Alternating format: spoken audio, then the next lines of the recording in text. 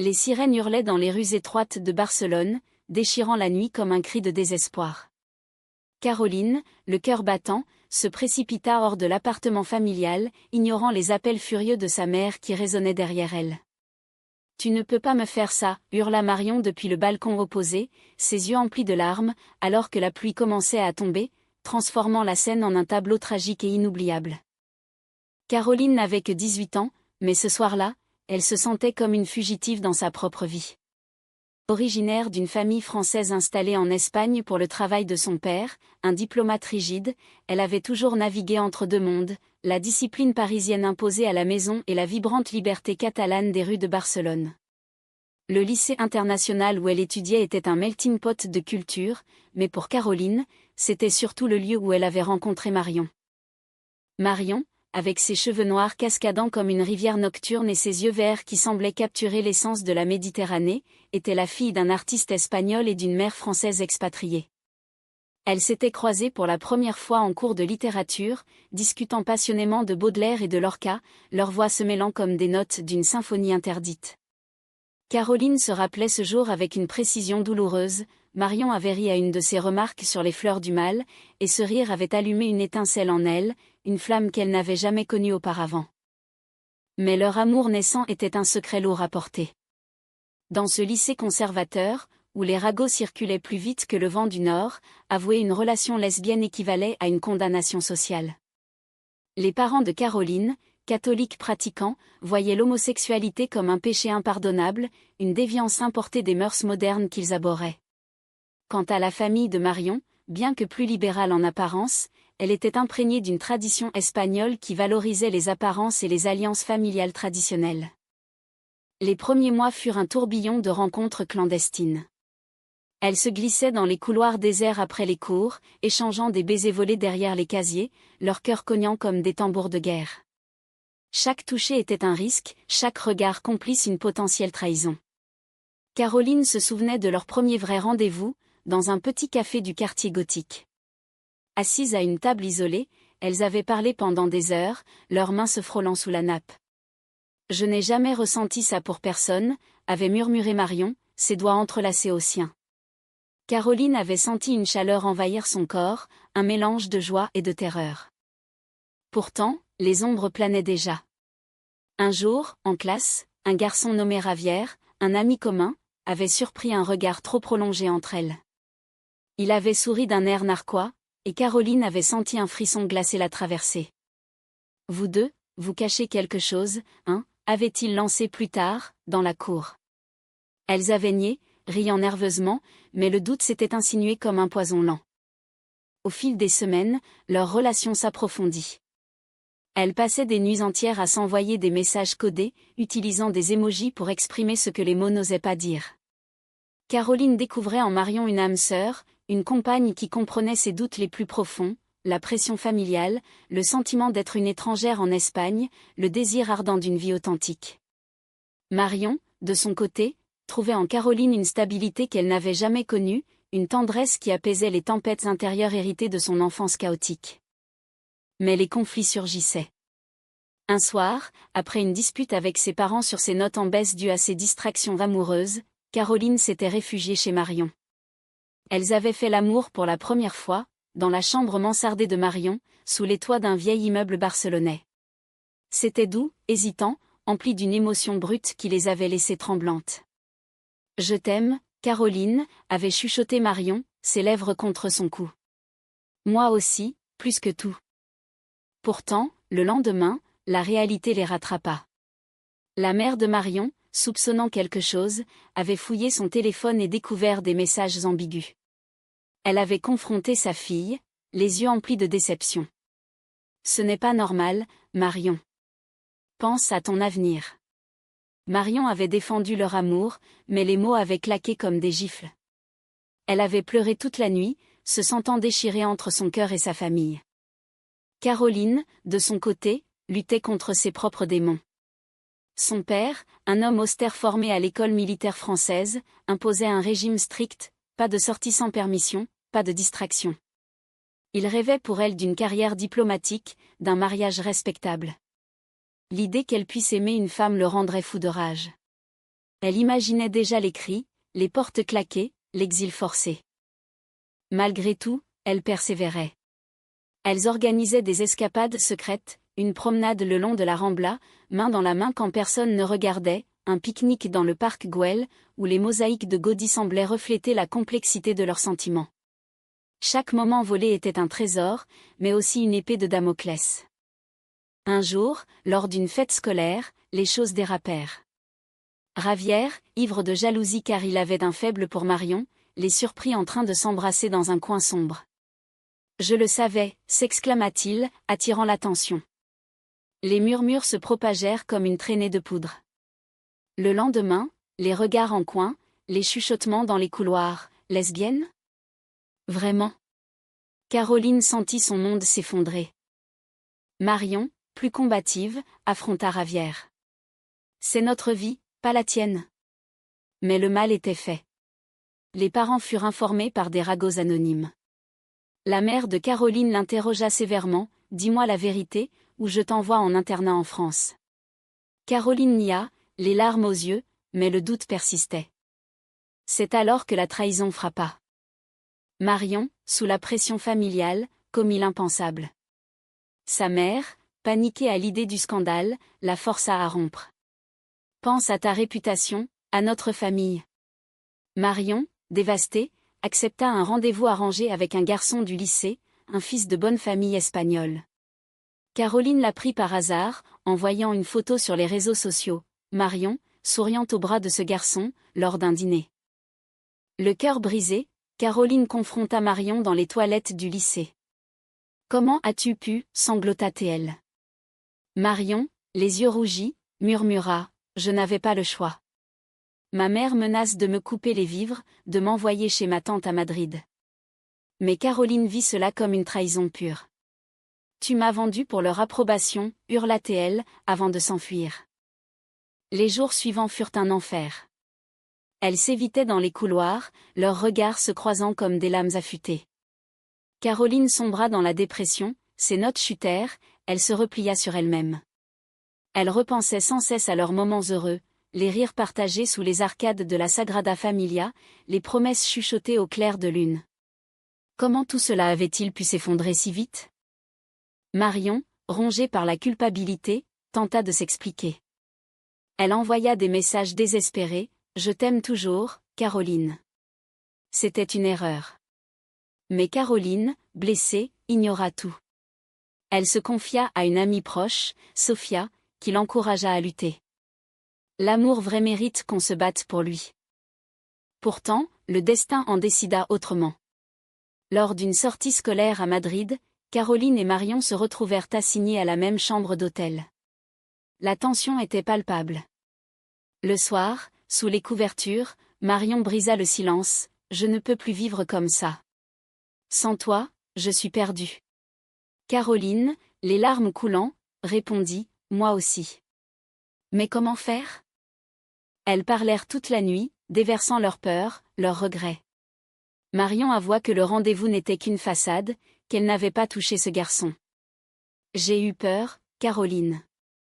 Peur de tout perdre. » Caroline, touchée par sa vulnérabilité, l'embrassa. Elles firent l'amour avec une passion renouvelée, comme si c'était la dernière fois. De retour à Barcelone, elles décidèrent de affronter la tempête ensemble. Elles commencèrent par en parler à Sofia, qui les soutint. Puis, petit à petit, à d'autres amis. Le lycée, bien que conservateur, avait une petite communauté LGBTQ+ clandestine. Elles trouvèrent du réconfort dans des groupes en ligne, lisant des histoires de couples comme le leur qui avaient surmonté les obstacles. Mais les parents restaient le plus grand défi. La mère de Marion, apprenant la vérité, explosa en une crise de colère. « Tu vas détruire notre famille » cria-t-elle. Marion, forte de l'amour de Caroline, répondit « Non, maman. C'est toi qui l'as détruit en niant qui je suis. » Une dispute s'ensuivit, menant à une séparation temporaire, Marion alla vivre chez une tante plus ouverte. Pour Caroline, ce fut pire. Son père, informé par un appel anonyme probablement Javier, la confronta violemment. « C'est une phase, une bêtise. Tu vas arrêter ça tout de suite » tonna-t-il. Caroline, tremblante, déclara « Non, papa. C'est qui je suis. J'aime Marion. » Il la gifla, un geste qu'il regretta aussitôt, mais le mal était fait. Caroline s'enfuit, se réfugiant chez Sophia. Les semaines suivantes furent un chaos émotionnel. Caroline et Marion se voyaient en secret, dans des parcs isolés ou des cafés anonymes. Chaque rencontre était un risque, être vue, être dénoncée. Mais leur amour grandissait, forgé dans l'adversité. Elles rêvaient d'un avenir ensemble, peut-être en France, où les lois étaient plus progressistes. Un soir, sous une pluie battante comme ce fameux hook du début, elles se retrouvèrent dans une rue déserte. Caroline, trempée, cria « Je ne peux plus cacher !» Marion la serra contre elle. « Alors, battons-nous. Ensemble. » Ce fut le tournant. Elles décidèrent d'assumer publiquement leur relation, coûte que coûte. Au lycée, elles marchèrent main dans la main le lendemain. Les regards choqués, les murmures, mais aussi des applaudissements isolés. Ravière, honteux, s'excusa plus tard, « J'étais jaloux. Pardon. » Le directeur, alerté, organisa une assemblée sur la tolérance, influencée par des professeurs progressistes. Les familles réagirent différemment. La mère de Marion, après une période de silence, entama un dialogue. « Je ne comprends pas tout, mais je t'aime. » Elles se réconcilièrent lentement, avec des thérapies familiales. Pour Caroline, ce fut plus dur. Son père, rigide, l'ignora pendant des mois. Sa mère, plus nuancée, servit de pont. « Donne-lui du temps, ma chérie. Il t'aime, à sa façon. » Au milieu de ce tumulte, leur amour fleurit. Elles passèrent des week-ends à explorer la Costa Brava, main dans la main, libres enfin. Caroline écrivait des poèmes pour Marion, inspirés de Rimbaud, tandis que Marion peignait des portraits d'elle, capturant leur essence. Pourtant, un nouveau conflit surgit, Marion reçut une offre d'études en art à Paris. Caroline, attachée à Barcelone, craignit la distance. « Et si ça nous sépare ?» demanda-t-elle. Marion répondit, « Ça nous renforcera. Viens avec moi. » Elles planifièrent leur départ, un saut dans l'inconnu. Le départ pour Paris marqua un nouveau chapitre, empli d'espoir et d'incertitude. Caroline, après de longues discussions avec ses parents, obtint leur accord réticent. Son père, adouci par le temps et les larmes de sa femme, murmura « Je ne veux pas te perdre. Va, mais reviens-nous. » Ce fut une victoire personnelle, un pas vers l'acceptation. À Paris, elles s'installèrent dans un petit appartement du Marais, quartier emblématique de la communauté LGBTQ+. L'air de liberté les enivra, des couples comme le leur se promenaient ouvertement, des festivals arc-en-ciel coloraient les rues. Caroline trouva un job dans une librairie, tandis que Marion poursuivait ses études à l'école des beaux-arts. Mais la vie n'était pas un conte de fées. La distance avec leur famille pesait, et les défis quotidiens finances serrées, solitude dans une grande ville testaient leur relation. Un soir, après une dispute sur l'argent, Marion claqua la porte. Caroline, paniquée, la poursuivit dans les rues pluvieuses de Paris, rappelant leur nuit barcelonaise. « Ne me laisse pas » cria-t-elle. Marion se retourna, les yeux emplis de remords, « Jamais. » Elles apprirent à communiquer, à se soutenir mutuellement. Caroline découvrit une passion pour l'écriture, inspirée par leur histoire. Elle commença un roman, mêlant leurs expériences à des éléments fictifs, un hommage à leur amour résili. Marion, de son côté, exposa ses toiles dans une petite galerie. L'une d'elles, représentant deux femmes enlacées sous la pluie, attira l'attention. « C'est nous » murmura Caroline lors du vernissage, émue. Marion sourit, « Oui, notre histoire. » Pourtant, une ombre du passé ressurgit. Ravière, en voyage à Paris, les contacta via les réseaux. « Je m'excuse sincèrement. J'ai compris mes erreurs. » Elles acceptèrent ces excuses, fermant un chapitre douloureux. Les années passèrent. Leur amour, forgé dans le feu des épreuves, devint une encre solide. Elles voyageaient ensemble, retour à Barcelone pour voir les familles, escapade en Provence pour respirer l'air français qu'elles chérissaient. Un jour, lors d'un pique-nique au jardin du Luxembourg, Marion posa un genou à terre. « Caroline, veux-tu m'épouser ?» Les larmes aux yeux, Caroline accepta. Leur mariage, célébré en Espagne avec les familles réunies, fut un moment de guérison. Le père de Caroline, ému, prononça un toast, « L'amour vrai transcende tout. Je suis fière de toi. » Elles adoptèrent une vie équilibrée. Caroline publia son livre, acclamé pour sa profondeur émotionnelle. Marion devint une artiste reconnue, ses œuvres explorant les thèmes de l'identité et de l'amour interdit. Mais la vie réserva une dernière épreuve. Marion fut diagnostiquée avec une maladie chronique, une forme rare d'arthrite qui la fatiguait. Caroline, dévouée, la soutint à travers les traitements. « Nous affronterons ça ensemble, comme toujours », murmura-t-elle lors d'une nuit d'hôpital. Cette épreuve renforça leur lien, les rendant plus conscientes de la fragilité de la vie. Elles s'engagèrent dans des associations LGBTQ+, aidant des jeunes dans des situations similaires à la leur. « Votre histoire nous inspire », disaient les adolescents qu'elles rencontraient. Au crépuscule de leur vie, assises sur un balcon surplombant la Seine, elles se remémoraient leur parcours. « Tu souviens-tu de cette nuit sous la pluie à Barcelone ?» demanda Marion, ses cheveux grisonnants. Caroline sourit, comment oublier? C'était le début de tout. Leur amour, né dans le secret et la peur, avait fleuri en une belle histoire de résilience. Il enseignait que l'amour, quand il est vrai, surmonte les trahisons, les conflits, et émerge plus fort, porteur d'humanité. Dans un monde encore imparfait, elles étaient devenues des phares pour d'autres, prouvant que chaque risque vaut la peine pour la liberté d'aimer. Pourtant, le destin, capricieux, réserva un twist final. Des années après leur mariage, Caroline reçut une lettre de Ravière.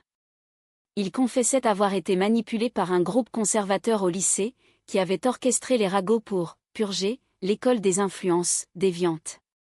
Cette révélation rouvrit des plaies, mais aussi apporta une clôture. « Nous avons gagné malgré eux », dit Marion, serrant la main de Caroline. Elles décidèrent d'écrire un livre ensemble, un témoignage croisé sur leur vie. Pour que d'autres n'aient pas à cacher leur amour, expliqua Caroline lors d'une interview.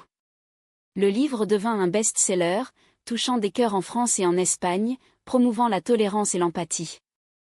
Marion, malgré sa maladie, continua à créer. Ses dernières toiles, abstraites et émouvantes, capturaient l'essence de leur lien, des tourbillons de couleurs représentant la passion, la douleur, la joie. Caroline, à ses côtés, veillait sur elle comme un gardien fidèle. Un soir d'automne, alors que les feuilles tombaient sur Paris, Marion s'endormit paisiblement, son dernier souffle empli de paix. Caroline, dévastée, trouva du réconfort dans leurs souvenirs. « Tu es partie, mais notre amour reste », murmura-t-elle à son portrait. Les funérailles furent un hommage vibrant, amis, famille, admirateurs se réunirent pour célébrer une vie d'amour authentique. Le père de Caroline, vieilli, embrassa sa fille, « Elle t'a rendue heureuse. C'est tout ce qui compte. » Caroline poursuivit leur mission, voyageant pour des conférences, aidant des jeunes LGBTQ+ à travers le monde. Elle fonda une fondation en mémoire de Marion, offrant des bourses pour des artistes et écrivains queer. Au fil du temps, elle trouva une nouvelle compagne, une femme douce nommée Élise, qui comprenait son deuil. « Marion serait heureuse pour toi », dit Élise un jour. Caroline sourit, oui, elle l'aurait voulu. Mais Marion restait son premier amour, celui qui avait défini sa vie. Dans ses rêves, elle revivait leurs moments, les baisers volés, les disputes passionnées, les rires partagés. L'histoire de Caroline et Marion devint une légende, un récit personnel transformé en symbole universel. Elle enseignait que l'amour lesbien, souvent marginalisé, porte en lui une profondeur humaine incomparable, la capacité à défier les normes, à guérir les blessures, à inspirer le changement. Dans les rues de Barcelone, où tout avait commencé, des jeunes couples marchaient main dans la main, ignorant les regards. Caroline, de retour pour une visite, sourit en les voyant. « Nous avons pavé la voie », pensa-t-elle. Leur amour, bien que marqué par la trahison et la perte, se concluait sur une note personnellement humaine, non pas un happy end hollywoodien, mais une victoire nuancée, où la douleur coexiste avec la joie, et où l'humanité triomphe par l'acceptation et le pardon. Ainsi, l'héritage de Caroline et Marion perdurait, un phare pour les âmes en quête d'authenticité dans un monde encore en évolution.